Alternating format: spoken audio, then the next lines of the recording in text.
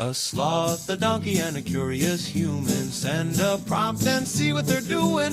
One hits record with a question on his mind. Two brothers pick it up, see what they find. Corn takes his time, Herman's got the facts. Back and forth, they never hold back. My weird prompts, come on in, that's where we begin. My weird prompts, glad you're here. This episode was generated using artificial intelligence. Please verify facts.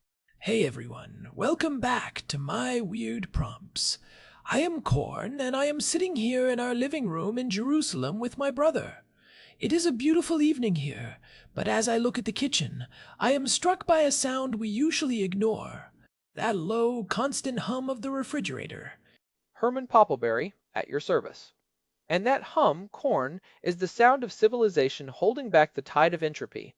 We are diving into a topic today that honestly makes me feel a little bit spoiled by modern technology. Our housemate Daniel sent us a fascinating question about how people survived before the refrigerator became a standard household appliance. It is a great prompt, because we really take the cold chain for granted. You open the door, a light comes on, and your milk is cold. But for the vast majority of human history, the thermal breakdown of proteins was a daily race against time. If you did not eat it, cure it, or bury it, it was going to rot. We talk a lot on this show about the concept of buy it for life, which we covered back in episode 877. We obsessed over goods that last forever, but we have almost entirely forgotten the preserve it for life skills that our ancestors used to keep their food from killing them.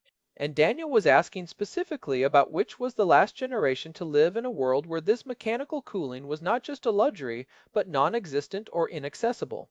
It is a transition period that I find intellectually gripping because it represents a massive shift in human intuition.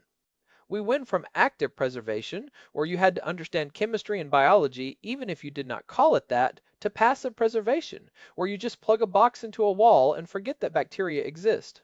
We actually touched on some of the ancient side of this back in episode 487, when we talked about the biblical pantry. Living here in Jerusalem, you see the remnants of that everywhere. The stone jars, the cool cellars dug into the limestone. But today we are looking at that bridge between the old world and the modern one. Herman, when do we actually draw the line for that last generation? It is generally considered to be the period between 1880 and 1930. If you were born in the late 19th century, especially in a rural area, you likely grew up in a household where a mechanical refrigerator was a complete sci-fi concept. Even the icebox, which was the precursor, was not a given. In the United States, for example, even as late as the 1920s, only about half of the households in cities had iceboxes, and in rural areas that number was significantly lower. It was not until the 1930s and the push for rural electrification that the cold chain really reached the average person. So you have people living well into the mid-20th century who remember a time when the kitchen was a very different engineering space. If you do not have a fridge, you have to be a master of thermodynamics and microbiology just to have dinner on Tuesday. You cannot just buy a gallon of milk and expect it to be fine on Friday. That is exactly right. And that is where the methods of preservation come in. Before we had the luxury of slowing down molecular motion with electricity, we had to use other tools. The big three were salting, smoking, and fermentation. And each of these is a beautiful piece of technical work. Take salting, for instance. Most people think it just makes food taste salty, but the actual mechanism is osmotic pressure. Right. You are essentially dehydrating the bacteria. I remember you explaining this when we were looking at those ancient salt mines. When you surround meat with salt, you create an environment where the concentration of solutes outside the microbial cells is much higher than inside. Through osmosis, the water is literally sucked out of the bacteria. They cannot reproduce or even survive without that moisture. It is a chemical wall. And then you have smoking, which is even more complex. When you smoke a ham, you are not just flavoring it. You are coating it in phenolic compounds like guaiacol and syringol, along with formaldehydes that act as natural antimicrobials. Plus, the heat of the smoke creates a pellicle, a dry outer skin that acts as a physical barrier against spores. It is funny because we look at these now as artisanal choices. We go to a high-end deli for smoked meats, or buy expensive sea salt. But for that last pre-refrigeration generation, these were high-stakes survival technologies. If you messed up the salt-to-meat ratio, your winter protein supply was gone. It was a failure mode that could literally lead to starvation. It was a massive failure mode. And that leads to one of the most interesting logistical stories of the 19th century, which is the natural ice trade. Before we had compressors and refrigerants, there was a man named Frederick Tudor, often called the Ice King. He had this wild idea in 1806 to harvest ice from ponds in Massachusetts and ship it to the Caribbean. People thought he was insane. They called him a fool for trying to sell a product that was literally melting as he moved it. That sounds like a logistical nightmare. How do you ship a block of ice across the ocean in the summer without it turning into a puddle? Especially in 1806, when a trip to the Caribbean took weeks. Insulation engineering, corn. That was the secret. Tudor realized that if you packed the ice in sawdust, which was a waste product from New England sawmills, you could create a remarkably effective thermal barrier. He was essentially building giant floating thermoses. He lost money for years and even ended up in debtor's prison several times. But eventually, he proved that you could ship ice from New England all the way to Calcutta, India. We are talking about a 16,000-mile journey where he still arrived with two-thirds of his cargo intact. That is incredible. So, for a brief window of time, the global cooling solution was literally just moving chunks of frozen pond water around the world. It was a high-latency, high-cost supply chain. It was the first time people in the tropics could have a cold drink, but it was purely for the elite. It really was. And for the average person who could not afford pond ice from Massachusetts, they relied on geothermal stability. This is where the root cellar comes in. If you dig deep enough into the earth, the temperature stays remarkably constant, usually around 50 to 55 degrees Fahrenheit. It is not a freezer, but it is enough to significantly slow down the metabolic rate of fruits and vegetables. It also manages humidity. A good root cellar keeps the air moist enough that carrots do not shrivel up, but cool enough that they do not rot. It is a passive system. No moving parts, no electricity, just the thermal mass of the planet. I think there is a lesson there about redundancy. As we discussed in episode 87 regarding buy-it-for-life goods, a root cellar is a buy-it-for-life cooling system. If the grid goes down tomorrow, the root cellar still works. It is the ultimate low-tech backup. It does. But the transition to mechanical refrigeration changed our very intuition about food. By the 1930s, the domestic refrigerator started becoming the standard, and with it we lost the knowledge of these older methods. We stopped thinking about how to manipulate pH levels through fermentation. We stopped thinking about how to manage a microbial load without a thermostat. We traded resilience for convenience. Well, that leads perfectly into the second part of Daniel's prompt, which is the concept of the perpetual stew. This feels like the ultimate high-stakes microbial game. The idea that you can just keep a pot of soup simmering on the stove for years or even decades.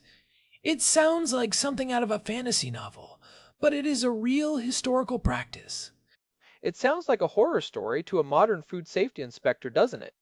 But there is a real biological basis for why this works, and it is fascinating. The most famous example today is a restaurant in Bangkok, Thailand called Watana Panik. They have a beef noodle soup that has been simmering for over 50 years. As of today, in March of 2026, that pot has been going since the early 1970s. Wait, 50 years? As in, the same pot of liquid has been hot since the Nixon administration? Yes. Now, let us be clear about what that means. It is not the same physical molecules of water and beef from 50 years ago. They had fresh ingredients every day. They had water, they had beef, they had spices, but they never emptied the pot. At the end of the night, they simmer it down, and the next morning they start again using the previous day's broth as the base. They actually have a giant ring of hardened, dried broth around the outside of the pot that has built up over decades. It is like a geological record of every meal they have served. So it is like a sourdough starter, but for soup. You are keeping a specific biological and chemical profile alive. That is a perfect analogy. It is a continuous biological and culinary lineage. In Europe, this was historically known as the hunter's pot, or the pot au feu. In medieval inns, you would have a cauldron over the fire that basically never went out. Whatever was caught that day went into the pot. If a traveler brought a rabbit, it went in. If the innkeeper had some extra cabbage, it went in. The pot was a living thing. Okay, but Herman, let's talk about the science. We are taught about the danger zone. The United States Department of Agriculture says that food should not be between 40 degrees and 140 degrees Fahrenheit for more than a couple of hours, because that is where bacteria throw a party and multiply. How does a 50-year-old stew not kill everyone who eats it? It comes down to the kill step. If you keep a liquid at a constant simmer, which is usually around 200 degrees Fahrenheit, or even just a low hold above 140 degrees, you are effectively in a state of continuous pasteurization. Bacteria cannot survive those temperatures. Most pathogenic bacteria, like Salmonella or E. coli, start dying off rapidly once you hit 150 or 160 degrees. At 200 degrees, they are destroyed almost instantly. So as long as the heat never drops into that danger zone, the stew is technically safe? Technically, yes. The heat acts as a physical barrier to life. It is an environment where the proteins in bacteria are denatured. The real risk with a perpetual stew is not when it is simmering, but when the heat is turned off. If the fire goes out and the pot cools down slowly through that 40 to 140 degree range, that is when you have a problem. That is when spores of things like Clostridium perfringens can germinate and produce toxins. I imagine the flavor profile of something like that is incredibly complex. You have these deep broken down proteins and Maillard reaction products that have been concentrating for half a century. It is not just soup, it is a chemical concentrate of thousands of different batches of beef. It is a flavor that you literally cannot replicate in a single cooking session. It is the accumulation of thousands of hours of chemical reactions, but it requires a level of discipline that we just do not have in the modern world. You have to be there to manage the fire. You have to be there to add the water so it does not boil dry. It is a commitment to a piece of culinary infrastructure. In the case of Watana Panik, it is a multi-generational commitment. The current owner is the third generation of his family to manage that specific pot. It also strikes me as a very conservative way of thinking about food. It is about conservation of energy and resources. You are not wasting the leftovers, you are using them to build the foundation for tomorrow's meal. It is the opposite of our current throwaway culture, where we toss anything that has been in the fridge for more than 3 days. And it is a reminder of how much we have outsourced our survival to the electrical grid. If you think about it, the perpetual stew was a way of storing calories and flavor in a pre-refrigeration world. As long as you had a heat source, you had a safe, hot meal ready at any time. It was the ultimate fast food for a medieval traveler. Do you think there is a limit to how long a dish can be kept simmering? If you had a perfect heat source and a perfect supply of water, could it go on for a century? Or do the chemical byproducts eventually become a problem? Theoretically, it could go on indefinitely. There is no biological reason it would stop being safe as long as the temperature is maintained. The limiting factor is usually the vessel itself or the humans running it. Eventually, the pot might wear out or the restaurant might close. But the soup itself, it is just a continuous chemical reaction. It is almost like a slow motion fire. It is a wild thought. We are so used to the idea of food having an expiration date. Your milk expires on the 12th, your bread goes moldy on the 15th. But here is a dish that is essentially immortal as long as you keep the fire burning. It challenges our modern definitions of fresh versus old. It really does. In our world, old food is bad. But in the world of the perpetual stew, the older the base, the more valuable it is. It is a total inversion of the modern culinary paradigm. And it is not just stews. Think about master stocks in Chinese cuisine known as lo shui. These are braising liquids that are kept for decades, used to cook meats, then strained, boiled, and stored to be used again the next day. They are prized family heirlooms. Let's go back to the methods for a second. We talked about salting and smoking, but fermentation is the one that really feels like magic. You are basically using good bacteria to fight off the bad bacteria. It is like a microbial gladiator arena where you have rigged the fight in favor of the ones that taste good. Fermentation is the ultimate biohack. You are manipulating the environment usually by adding salt to favor lactic acid bacteria like lactobacillus. These little guys eat the sugars in the food and excrete lactic acid, which lowers the pH level. Most of the nasty bacteria that cause food poisoning, like botulism or salmonella, cannot survive in an acidic environment. So by letting your cabbage sit in a jar with some salt, you are creating a chemical fortress that preserves the vegetables for months or even years. And again, this was common knowledge for our great-grandparents. They did not need a lab to tell them the pH level. They knew by the smell, the texture, and the tradition. They were practicing advanced microbiology in a ceramic crock in the basement. Right. And that brings us to an important point about the last generation without refrigeration. They had a much more intimate relationship with their food. They had to.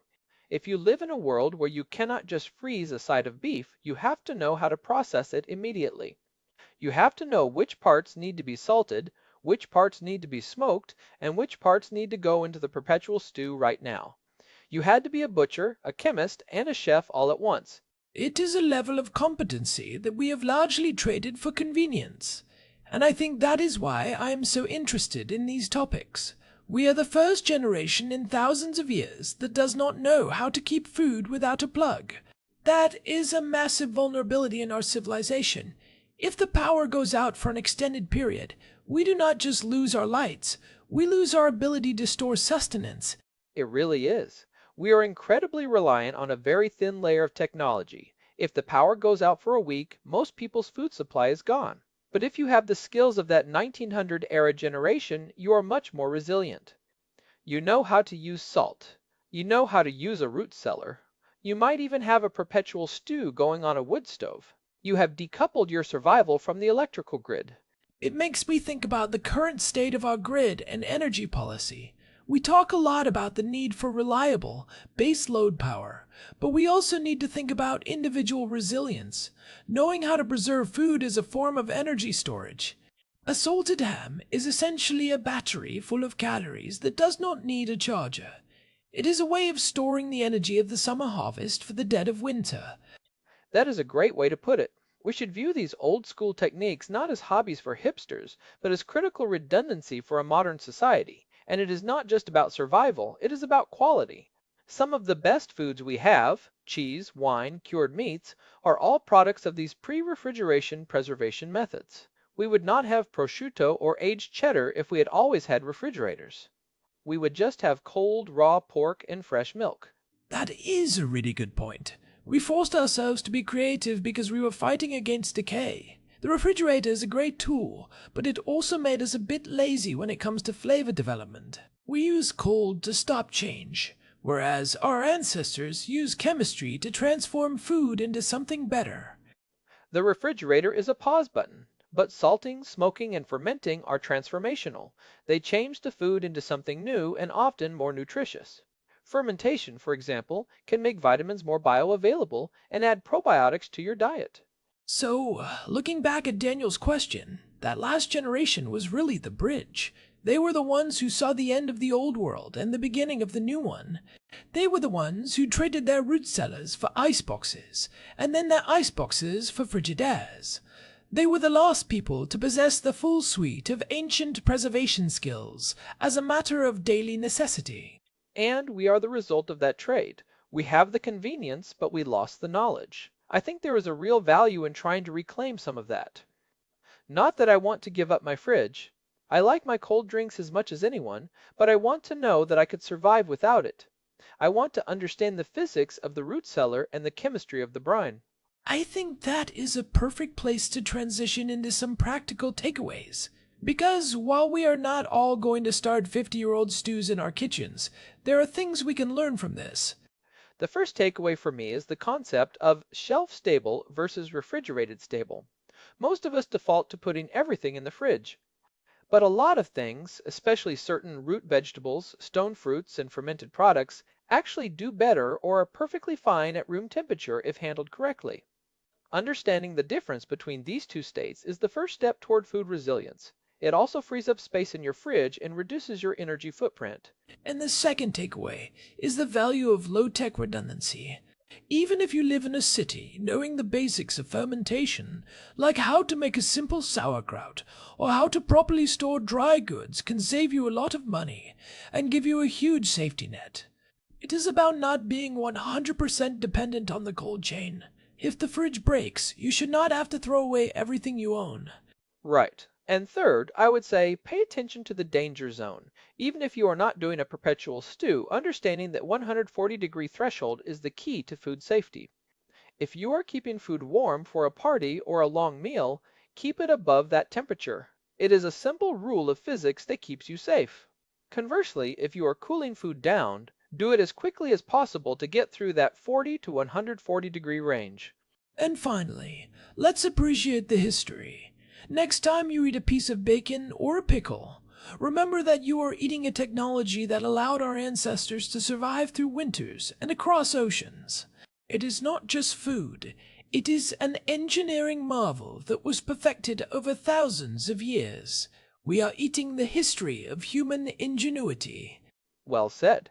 It is a connection to that last generation that lived by their wits and their chemistry. They were the masters of their environment in a way that we often forget to be. I think we have covered a lot of ground here. From the Ice King shipping frozen ponds to India to the beef soup in Bangkok that is older than I am. It is a fascinating look at how we have manipulated our environment to stay fed. It really is. And honestly, it makes me want to go check on my sourdough starter. It is only 3 years old, but hey, it is a start. Maybe my grandkids will still be using it in 2080. Before we wrap up, I want to mention that if you enjoyed this dive into historical tech and survival, you should definitely check out episode 1032, where we talked about ancient backups and how history survived before the delete command. It is a similar theme of how we preserved information rather than food. And if you are into the logistics side of things, go back to episode 425 on the arc of deprecation. We talked about why old tech still runs the most important parts of our world today. It fits perfectly with our discussion of the root cellar as a buy-it-for-life cooling system. We have over 1,000 episodes in the archive now, and you can find them all at myweirdprompts.com. There is a search bar there, so you can look up any topic we have covered over the years, from ancient engineering to modern physics. And hey, if you have been listening for a while and you are enjoying the show, please leave us a review on your podcast app or on Spotify. It genuinely helps other people find the show, and we love reading your feedback. It keeps us motivated to keep digging into these weird prompts. It really does make a difference. We are a small team here in Jerusalem, and your support keeps us going. Whether you are a long-time listener or this is your first episode, we appreciate you being here. Thanks again to Daniel for sending in this prompt. It was a fun one to research. It is always interesting to see what he is thinking about while we are all hanging out in the kitchen. I think he was staring at the fridge when he wrote this one. I wonder if he is going to start a perpetual stew now. I might have to put my foot down on that one if it takes up the whole stove. Our kitchen is not exactly built for a 50-year culinary experiment. As long as he keeps it above 140 degrees and shares the results, I am fine with it. Think of the flavor corn. Fair enough. All right, everyone. Thanks for listening to My Weird Prompts. We will be back next week with another deep dive into the weird and wonderful questions you send our way. Until next time, keep the fire burning and your salt dry. This has been My Weird Prompts. You can find us on Spotify and at myweirdprompts.com. See you next time. Goodbye, everyone. This episode was generated using Gemini Flash 3. Text-to-speech engine was Chatterbox. Thanks for listening to our show, My Weird Prompts, where our thoughts go from slow takes to facts on cue. We change and follow through. My Weird Prompts, that's the flows from sloth.